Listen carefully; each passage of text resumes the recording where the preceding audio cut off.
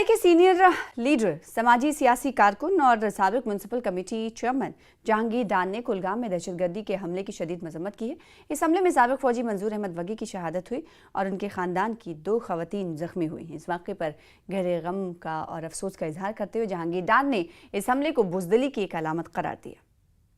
देखिए, जो आज कुलगाम में जो वाक़या पेश आया, वहाँ पे जो इंडियन आर्मी का एक्स इंडियन आर्मी उस पे हमला हुआ और उसके साथ साथ उसकी फैमिली पे भी हमला हुआ, जिसकी वजह से उसकी मौके पे ही जान गई और उनके जो फैमिली मेम्बर्स वो ज़ख्मी हैं। हम इस चीज़ की मजम्मत कर रहे हैं कि ऐसे वाक़े नहीं होने चाहिए।